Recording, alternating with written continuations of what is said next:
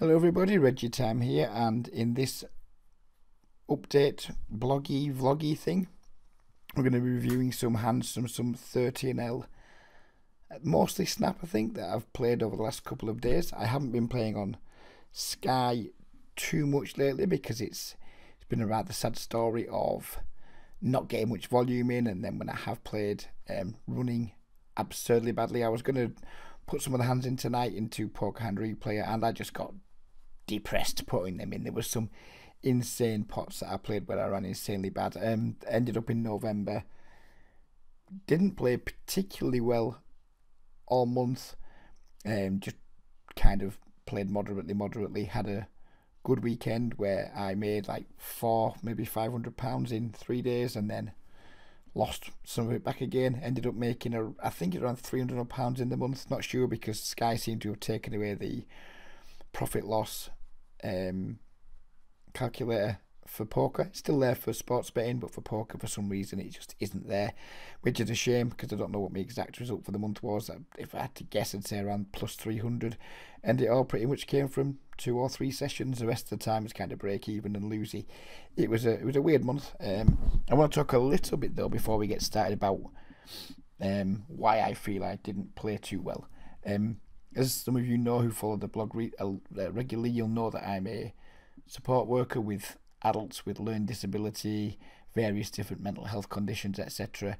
I also do respite care from home, and I do relief work in a residential home too. So I've got plenty of fingers in plenty of pies, and I recently gave up my main contract to go back working relief for them. Unfortunately, the company wouldn't be the best organised company in the world. It was meant to be just like a 4-week switch over. They force you to break your contract at the end of, if you say I want to give them a contract up, you can't switch straight to relief. They force you to have like for some reason a 4-week break in your contract. I guess it's to stop people from giving up contract hours and just dropping to relief. I don't know why they do it. It seems like a daft policy to me, but they do. Anyway, there's been some problems with the company. I'm not sure their finances are particularly robust, although I couldn't be sure. There's been lots of layoffs, put it that way, at management level and what have you, and lots of restructuring. And it's taken 7 weeks for them to confirm that I'm being retaken back on. And in the meantime, that was causing me quite a lot of anxiety, because when I handed my notice in, my boss locally was said, "We can't wait to have you back. We'd rather not have to lay you off for the 4 weeks, but we have to. But don't worry, as soon as possible, we'll get you back in within the 4 weeks." And that just didn't happen.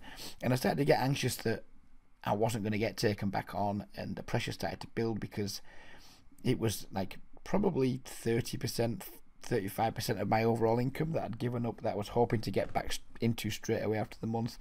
And I thought, well, that's going to be, if that doesn't come back, then I'm going to be relying more on poker and hopefully picking up relief work elsewhere. And it got kind of stressful, and I started struggling a little bit with anxiety, which is not like me at all. And poker wasn't going too well too, and I didn't play anywhere near it. I don't think I played badly by any stretch. I've certainly ran insanely badly. There's been several 60, 70, 80 pound pots where I've got it in with a significant advantage, or range advantage at least, and just been constantly just like either getting sucked out on, or cooler, been on the wrong side of the coolers, etc. And then that was adding to my anxiety level, so I wasn't playing very much. Yeah, overall it's been a bit of a grim 2 or 3 weeks, but there's good news at the end of it, and that good news is that I've had it confirmed that I am being taken back on. I still have to wait for them to write to me to confirm it, but hopefully that'll happen this week, and I'm feeling a lot less anxious about it all now. But yeah, it certainly put the anxiety levels put a dent in my confidence, and this is why, because when I'm playing, and I'm usually the most chilled out man on earth, when I do start to feel like anxious during a hand, it's usually because I think I have the worst of it, but it could potentially be a big pot. So that's usually a good like reminder to me, or however you want to put it, that just be careful, take it easy. It's not feeling like a great spot for you.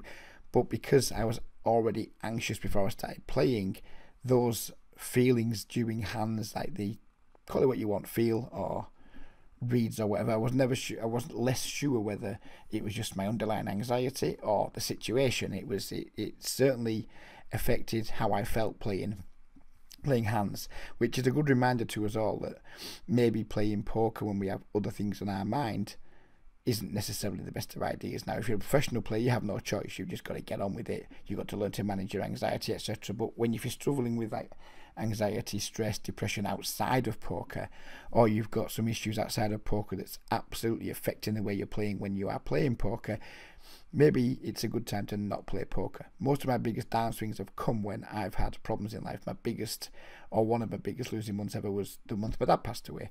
And I lost hundreds and hundreds of dollars, and I just didn't care because it was taking my mind off my grief, and I personally consider that money well spent. I don't know how much it cost me by the end. It was upwards of $800, and I consider every cent of that money well spent because it helped me deal with the grieving process. Looking back on it, I'd probably rather have found a different way, a less expensive way to deal with it, but whatever, it is what it is. But yeah, it's been a timely reminder to me that if I'm starting a session already feeling anxious about something outside of poker, then perhaps I shouldn't be starting playing poker. And I found that my play significantly improved when I found out on Thursday that the only problems were admin problems, and there was no problems with the funding being in place to be able to take me back on, etc. My anxiety levels just dropped, and I felt fine again, and I continued playing poker. My results still weren't that great because I was still running like ridiculously badly, but at least I felt like I was playing well, which was a good thing to come back to. But because I haven't played much lately and played much volume, I kind of switched over to 888 just because I want to get back into the swing of things. I want to try and get some solid volume in for the next few days, try and get back up to speed, because I feel at the moment like I'm in a spot where I'm not up to speed, because my play's been hit or miss in terms of volume and hit or miss in terms of results. Feels like I'm just running low on something, I'm not sure which. So I want to try and get some better volume in, and try and get some more hands in, and try and like rebuild everything back up, rebuild my strength back up, if you will, because it hasn't been there the last couple of weeks. So yeah, that's why we're looking at some 888 hands, purely because I want to get some serious volume in, or some decent volume in by my standards, and just get back up to speed. There's every chance I'll be back on Sky by the end of the week, but if we continue doing well, we have done pretty well. These hands show a net loss over the 9 hands we're going to review, but overall, in the last like 4 or 5 days, I've played 3,000 and something hands, and we've made just over 3 buy-ins, so I certainly can't complain. And if you look at these 9.2k hands since I got my new computer, we're running at 7 blinds 100. We made $130, so we must have got off to a bad start, because the last couple of days have been pretty reasonable apart from some of these hands we're going to be looking at. So yeah, I feel like we're getting back up to speed, but I'm not there yet. It's like, I feel like I'm building myself back up after an illness almost. You know, when you've been ill with flu for a few days or whatever, a week, and you haven't eaten very well, you still, even when you feel better, you still don't feel quite yourself. That's kind of how I'm feeling with poker right now. I'm sure that we'll come back very, very soon, and yeah, hopefully a few days or a week or whatever on 888. I mean, if I keep playing and I keep winning at a decent clip, maybe we'll stay there a bit longer, who knows. But you never know with me. We could be back on Sky tomorrow. You just never know. If there's good games, I'll be on there, unless there's also equally good games on 888, or slightly less good games with higher volume. But yeah, who knows where we're going to be. But that's an explanation as to how my November went. There's no point just coming in and saying, oh, things are going great, look at me, we're crushing all the time. I accept that I'm here trying to sell coaching from time to time and what have you, but I'm also pride myself on my honesty and my integrity, and it's not been a good 2 or 3 weeks, but it happens. It's all parts of the peaks and troughs of being a poker player. On that subject, by the way, because I've suffered like 3 weeks loss of 30% of my income, if any of you guys have been thinking recently about, well, you know what, I like Reggie, let's take a session with him, now's a really good time, because I've been more than happy to take a couple of extra students on just to help make up for my loss of income from my day job.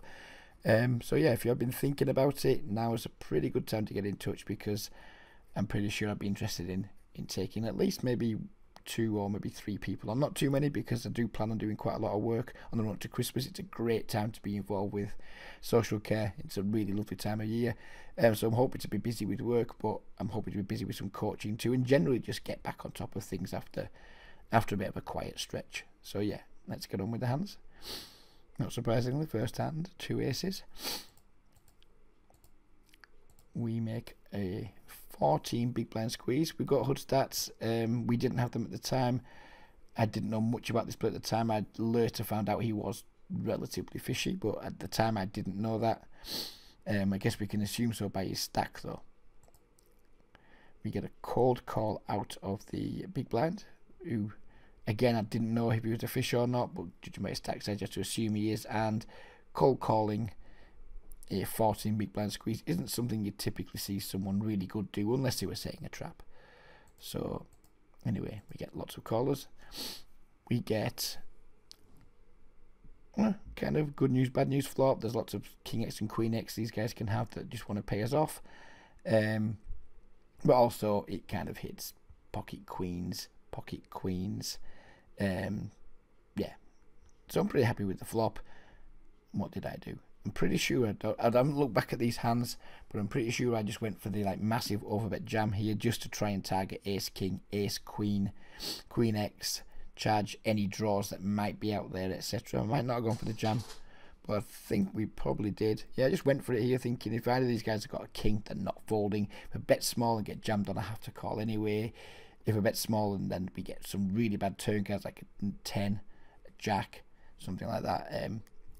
I just thought we could get value. More than anything else, it's a squeeze pot. We had 2 callers and it's 2 high card boards. If both guys have small pairs, we're getting no money anyway. Even if I bet like $4 here on the flop, we're not getting any money from under pairs. So I just thought, well, if someone's got King X, Queen X draws, they're just hopefully going to call it off. So I went for it. This guy snap called in the big blind, so I wasn't super pleased, but I mean, he shouldn't ever have pocket fours, he shouldn't ever have pocket kings, so I'm worried about king queen, pocket queens in terms of being behind, and then lots of things I can be in front of. The guy gets out of the way. 5 of hearts on the turn, 8, so it seems like a reasonably clean run out, but the guy had flopped to the gut shot royal flush draw, and he was right to call, of course. I'm not sure he was right to call pre, but once that flop comes down, he was right to call. And yeah, the players making suboptimal calls and then getting there against me seemed to be continuing on to 888, but yeah, never mind. Next hand we call and open from this guy who was now beginning to, like, I was aware that he was maybe on the loose bad side. We just call. Guess we could have 3-bet, but you don't want to get 4-bet off this stack size, so I elected just to call. This guy behind us, I knew he was a fish. This guy's just some idiot short stacker. If he jams quite a lot pre, we could just fall to his jam. Didn't know anything about this dude at all at the time, and this person seemed like a regular to me. He wasn't playing, didn't feel like he was involved in too many pots. So they were my reads without the stats. We get 8 million callers. We get a pretty decent flop, top pair and the second nut flush draw. Checks around to us.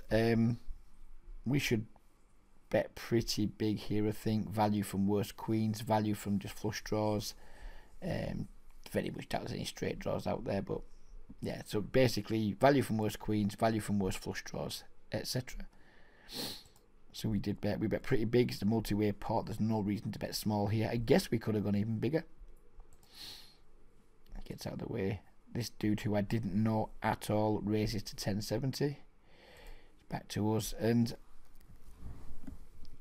I was in the tank here a little bit. I was kind of thinking, well, we probably can't just call. We probably have too much equity to fold. I mean, if we jam and he's got the nuts, then we're fucked. We're drawing dead. But it's really quite hard to be drawing dead here. I mean, yeah, of course he can have some like nut flush draws, but he's way more likely to have maybe a pair plus a flush draw, or, you know, if we're unlucky, he's got a set but we've got outs. And I don't think we're ever in great shape here, not by a long way. And if we had like a weaker queen, I probably would have checked the flop. If we, you know, I think once we elect to bet, we get raised. I mean, we could call and just get it in on safe turns, or we could just jam now and, you know, hope to be flipping or whatever. I wasn't really sure about this spot, because when we get check raised in a multi-way pot, this guy's repping a pretty strong range. But we have the king of clubs. I think if he's got anything that's got us beat, it's way more likely to be a set than a flush, and we're drawing live against a set. If he's got ace queen with the ace of clubs, we're completely fucked, which is, I guess, is the only kind of made hand plus draw that he might be raising. I didn't like it. In hindsight now, looking back at it, I think we can make an argument for just calling here and then jamming over bets on like non-club turns. I think I would have preferred that line. I know I didn't take that line. I did this. Just thinking, how bad can it be? We've got top pair, second nut flush draw. Maybe once in a while he folds. Incredibly unlikely. I think he maybe folds here like 5% of the time tops. Maybe not even that. Maybe he just literally never folds in this spot.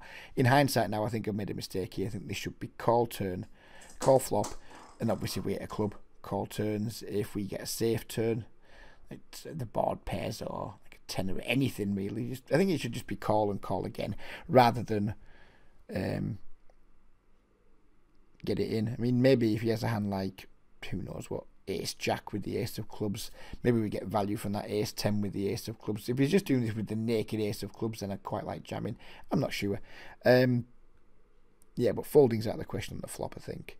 So it's just a matter of, do we call and then just call all turns, or do we just jam now? And I went with the jam, but I could easily get behind call. Our opponent calls, we turn the flush. The board pairs a river, and he had 2 5s, and we lost that one.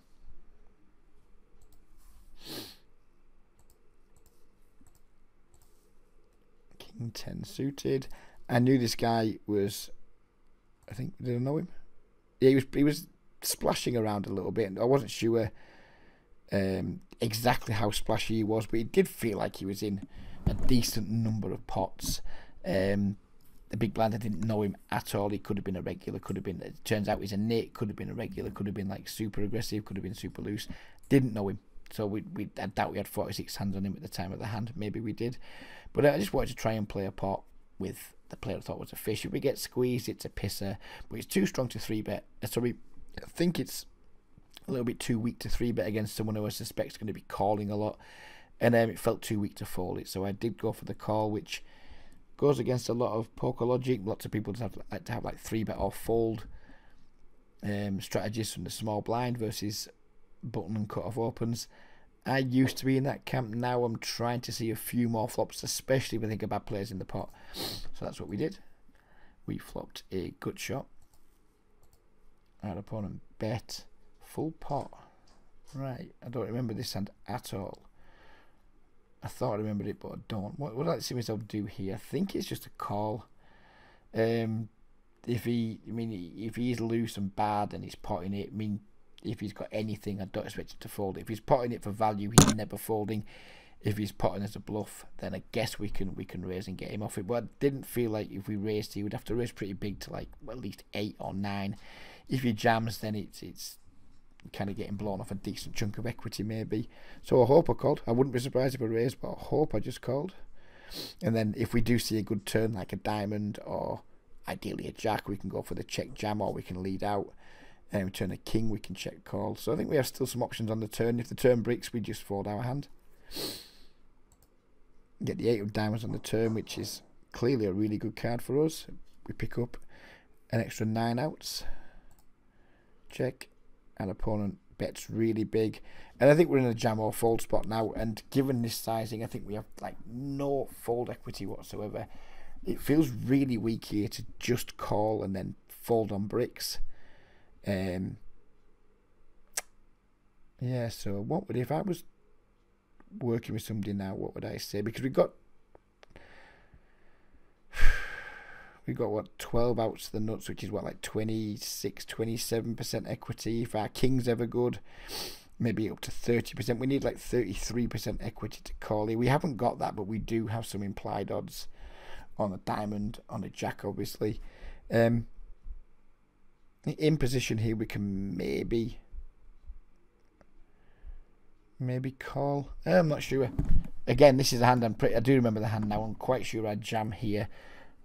Not expecting to have a lot of fold equity, but we don't need a lot, given that we've got like 30% equity, or given that we need 30% equity, and we think we've got close to that. I don't think jamming's the worst thing in the world. I'd rather we had more money behind, so we had a bit more fold equity. Yeah, I think I end up jamming here, which is maybe a bit spewy, but folding seemed really weak when we call a flop to turn equity, and then we fold when we turn it. And if we're going to have to just give up brick rivers, I don't know, maybe I think actually now in hindsight I'd rather see myself just call the turn and then just donk jam rivers that we hit and give up when we miss. I think I prefer that now. I don't think I like the jam. I think I prefer calling. Anyway, we jam. He obviously calls. We make brick and he turned the set of 8s. Now had I known he was capable of betting pocket 8s on this flop, then of course check raise is easily the best play. And once, I mean, I've got a note on this dude now that he is like betting under pairs on like wettish boards and things, so we can just check raise this guy to high heavens with all kinds of bits and pieces of equity now, knowing that he's like flop c betting ranges too wide, he's got weak made hands in it, etc. Didn't know that at the time. I think I'd rather have called the turn and then just like give up this river or jam the river if we hit, but obviously you can't put people on turn sets. It's a difficult thing to do.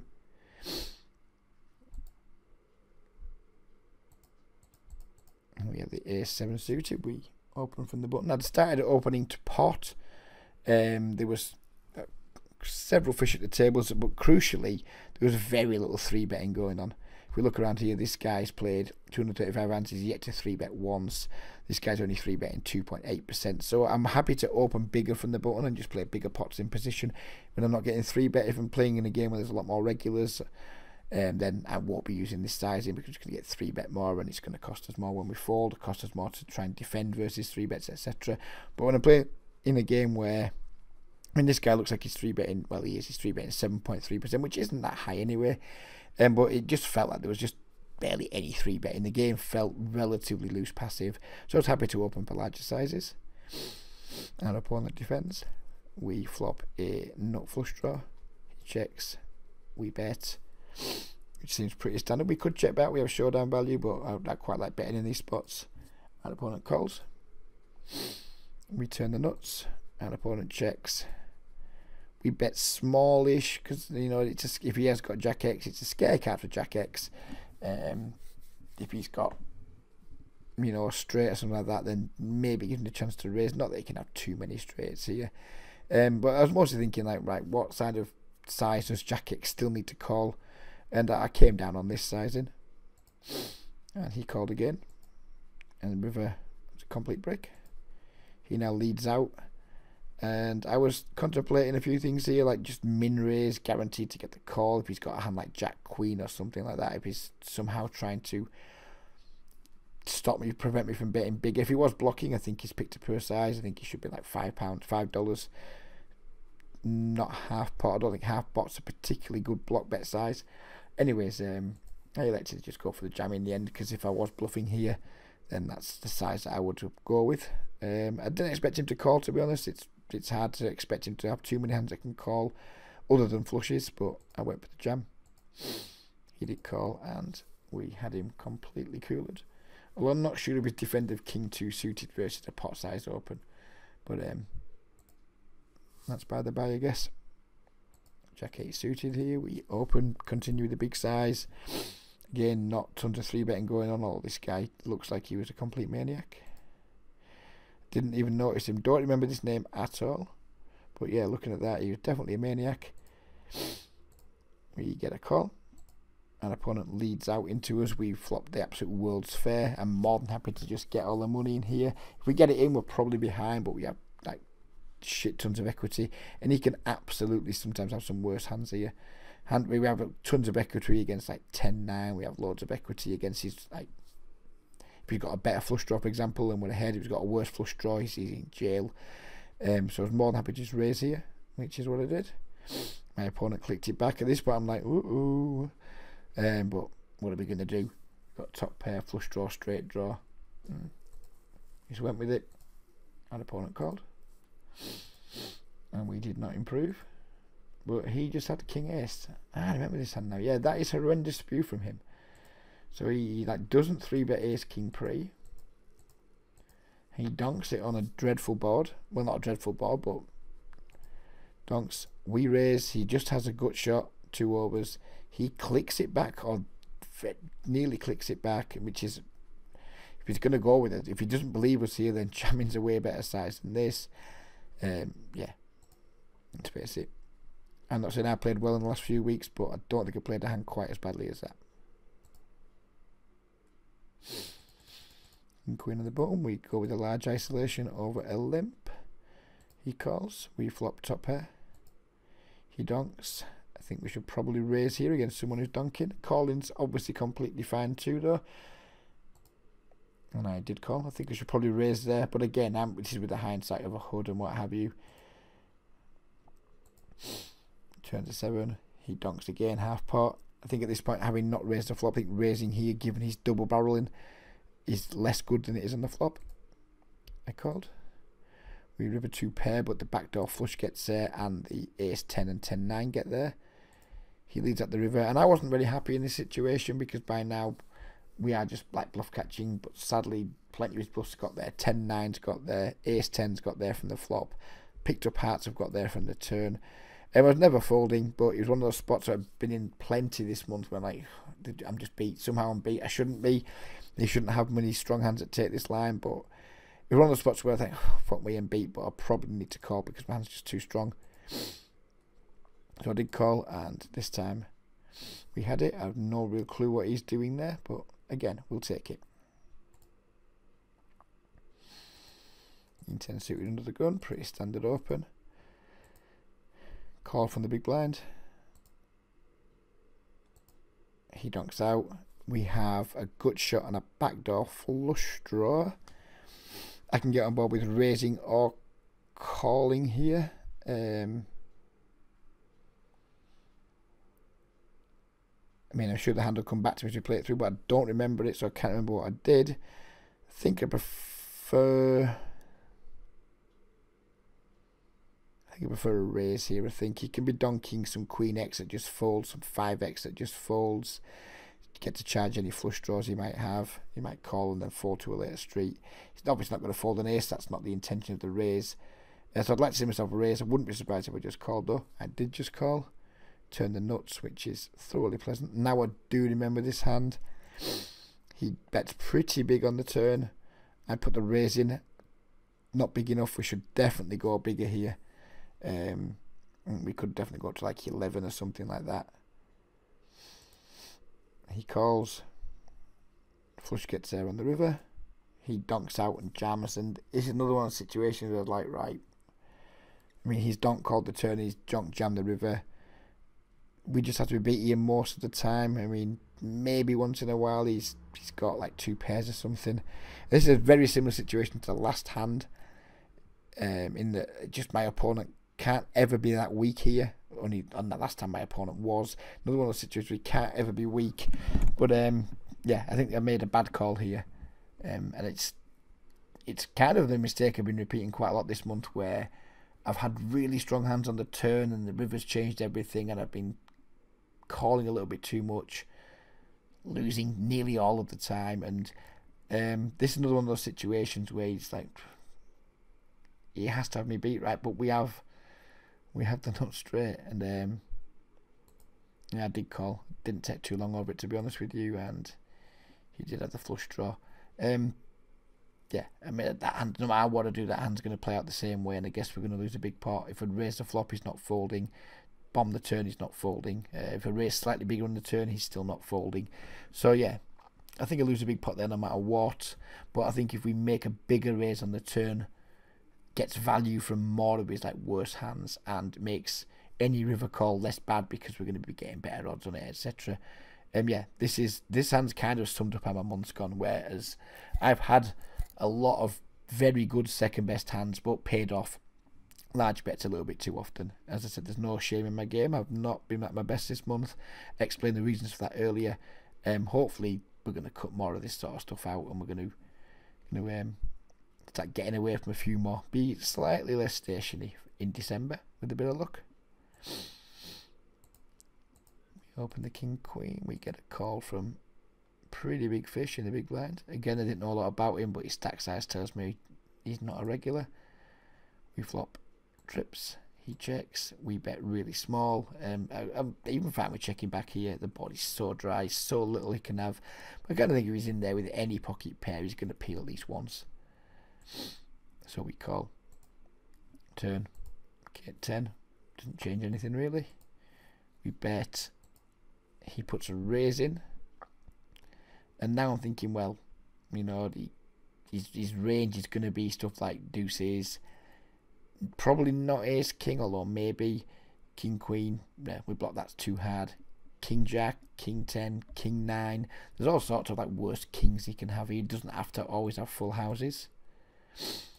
When we have to call, river the flush gets there, which isn't ideal, but I don't think people are check raising flush draws on turns. I still think his range is going to be primarily king X, most of which we have crushed.